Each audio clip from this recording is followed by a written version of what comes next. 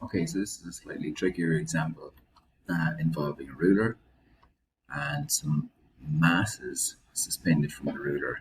So first thing to note is that you have to take the distance from the 50 centimeter mark. Okay, so please, please, please do not fall into the trap of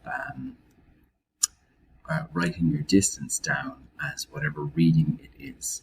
Okay, so let me show you what I mean. First of all, before we get started, I'm going to do this kind of the long way on this video. So we've got two masses now, not weights, okay? And they're hanging on the left-hand side. These are obviously going to have forces that are going to act down. I'm going to have F1, and I'm going to have F2. It's going to act in the downward direction on the left-hand side. They're going to give an anti-clockwise moment between them. And on the right-hand side, I've got an unknown mass. We'll assume that that's a mass, okay? And that is hanging from a point pretty far out at the edge of it. And this one is also going to give us another force, and we'll call that one F3, for example, okay? So before I get started on this, what I'm going to do is I'm going to convert these into forces or weights, okay? So we'll use weight equal to mass times gravity, or gravitational field strength, for each one, okay? So I'm just copying the whole thing. I'm moving it across here to the left. I know I've got 30 grams, so 30 grams is, hang on, let me do it over here, let me do my rough work here. 30 grams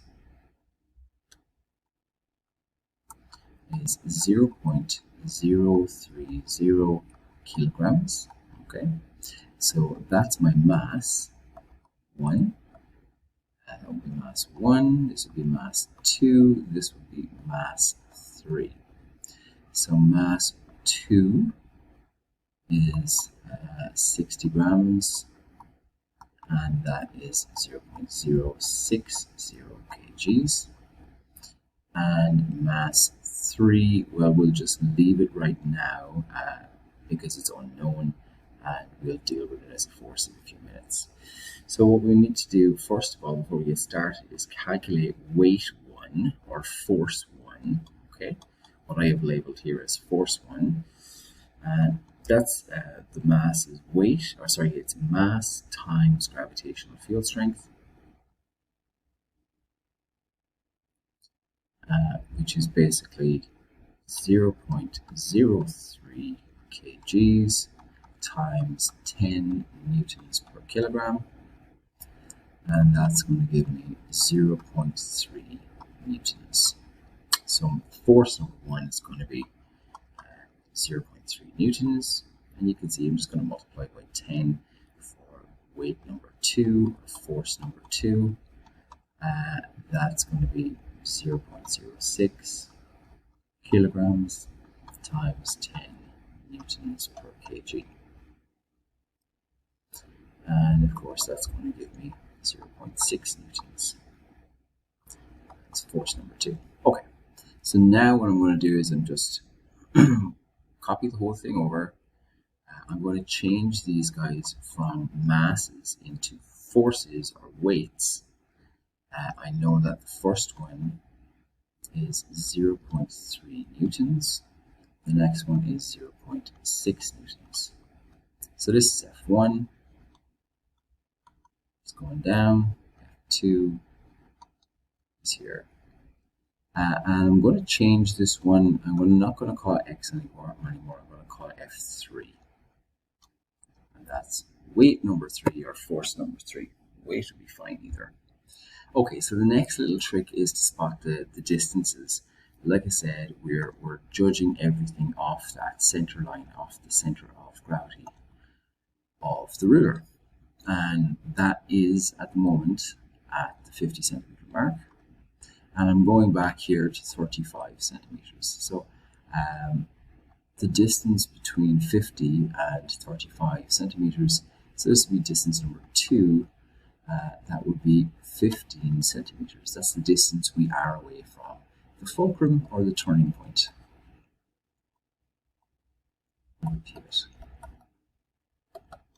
Okay. And then we look over here. Well, this one is at the 15 centimeter mark. And let me just change color. So, but the distance that I'm looking for again is not 15 centimeters this time. It's going to be 50, take away 15, which leaves me with 35 centimeters. So strangely enough, my distances are actually after swapping. This one was at the 15 centimeter mark, but I have 35 centimeters to the turning point. This one is at the 35 centimeter mark, which leaves me with 15 centimeters to the turning point. Distance number 3 is on the right hand side, and that runs from the fulcrum all the way up here to the 95 centimeter mark, what looks to be the 95 centimeter mark. And of course, I'm going 95 minus 50, and that's 45 centimeters. Okay, so now I'm just about ready to apply the law of the lever. I know that the sum of the anticlockwise moments are the sum of the anticlockwise torques. Sum of the anticlockwise torques is going to be equal to the sum of the clockwise torques. And I've only one clockwise torque, but I've got 2 anticlockwise torques. Okay. So I've got force 1 times distance 1 put together, plus force 2 times distance 2 equal to force number 3 times distance number 3. Okay, now it's just a matter of plugging in some values. Force 1 is 0.3 newtons, and I've got 35 centimeters as a distance, times 35 centimeters, plus force number 2, which is 0.6 newtons, times 15 centimeters. And all of that has to be equal to force number 3 times distance number 3. Distance number 3 is 45 centimeters. Now notice I have not converted to meters here, okay? Because I'm using the same unit on both sides, it's not actually going to matter. But we'll follow it through and just see what happens. So I've got 0.3 times 35. So 0.3 times 35 is 10.5. And don't forget to include your units when you're doing this. Newton centimeters here is the unit that I'm using. And then I've got 0.6 times 15, so 0.6 times 15, and that is 9 centimeters. And that's all equal to force number 3 times 45 centimeters.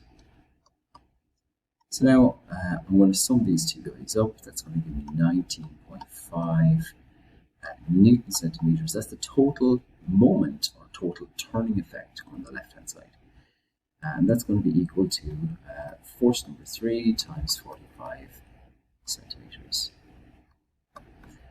Now, again, just a small bit of algebra. Divide by 45 centimeters on the left. And if I do it on the left, I have to do the same thing. Divide it on the right. Therefore, I have to divide it on the left.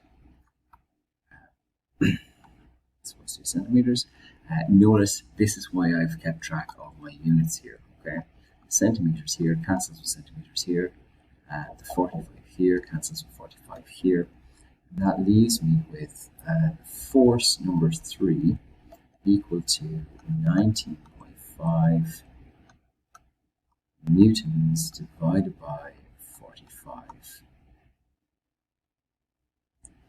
So 19.5 divided by 45, that is 0.433 recurring newtons. Okay, pen is kind of misbehaving here, guys. Apologies. So we've got force number 3, weight number 3. Now we'll assume that we're on planet Earth, and we'll come back over here and we'll say to ourselves, what is the mass that's going to give me that? So we know that the weight number 3, or force number 3, is going to be 0.433 recurring newtons.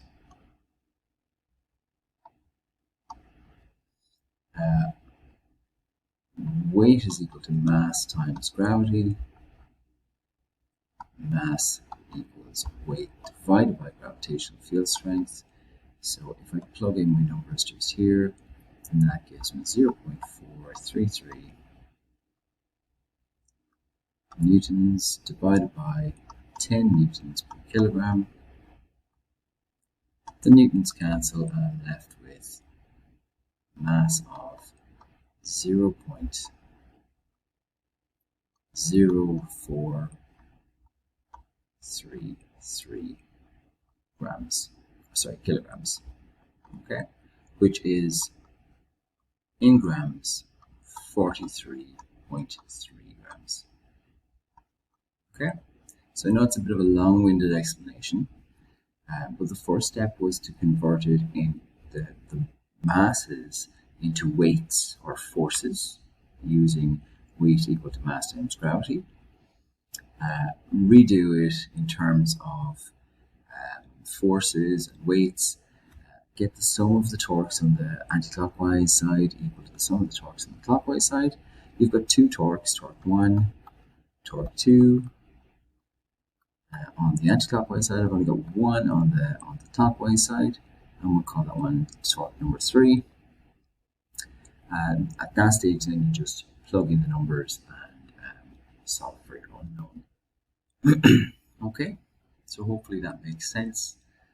Sorry, of course, one more point, okay, and I did mention this before, is that because gravity is common to both sides, it is possible for you to save time, you don't actually have to go and calculate the weights, okay?